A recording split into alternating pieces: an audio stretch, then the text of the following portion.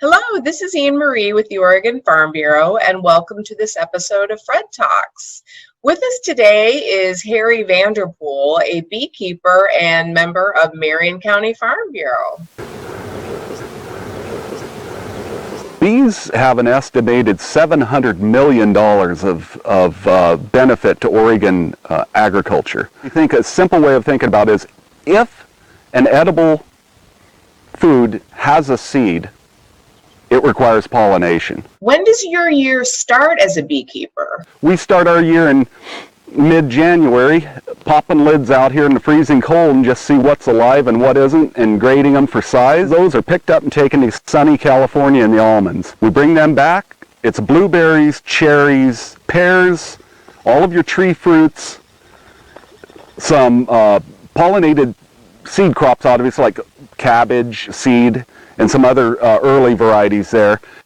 And then as the year progresses, we go into mainly seed crops. We go up into Madras for carrot and parsley and onion seed. So how closely do you work with your farmer customers? You know, you need to have a good relationship with your farmer and actually become friends. They will call you and say, I've got 100 acres of clover, and I need 3/4 of a hive per acre, so I'm going to need 75 hives on that. And we'll stay in touch from that point on, you know, and because you want to wait until there's a little bit of bloom. The good thing about honeybees is they focus on a certain bloom, and that's what they go to. So if you bring the bees in too soon, they'll get focused on something else down the road a half a mile. What happens when you bring the beehives into a field? So you load the bees up at night, you haul them into the crop. The first thing that happens in the morning is the bees come out, and of course, where am I? All of the hives will have like a cloud of bees around them. They're flying around in circles. What they're doing is they are orienting themselves to this new location. So they'll figure out, I'm here and the beehive's here, and they'll fly out, they'll find their landmarks, and then they'll go find water. They're not there in that field to pollinate the crop, as far as they are concerned. They're there to feed the brood in the hive and to bring in protein and carbohydrate, which is pollen and nectar. And in doing that, they inadvertently pollinate the crop. Honeybees are very bloom specific, and that makes them really good pollinators, because if they start pollinating radish, they pretty much stay on going bloom to bloom in radish, which is going to pollinate really well. Can you give us a closer look at those white boxes, which I believe are the beehives? These two boxes are the brood boxes. This is where they raise their young. These stay on the hive all year round, okay? These are honey supers. This is all honey and no brood.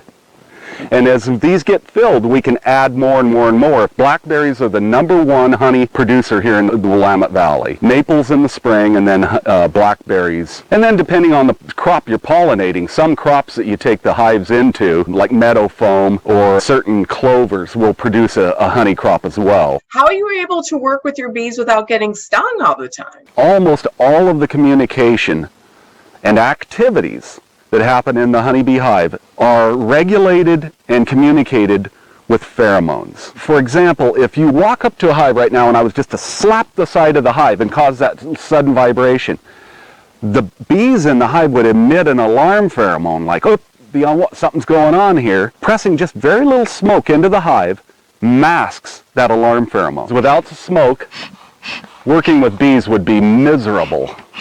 The first thing I'm going to do, because I'm going to enter the hive, is I'm going to puff a little bit of smoke at the entrance.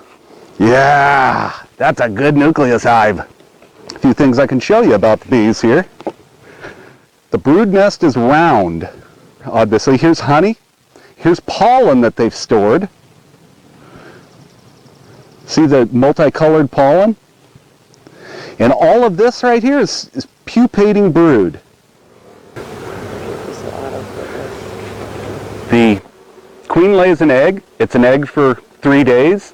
It hatches into a larva for 6 days, and then they cap over the cells with a light capping, and the larva spins a cocoon and changes from basically an inchworm, right, a larva, into a bee, just exactly the same way that a butterfly does. So do each of those hive boxes have a queen bee in them?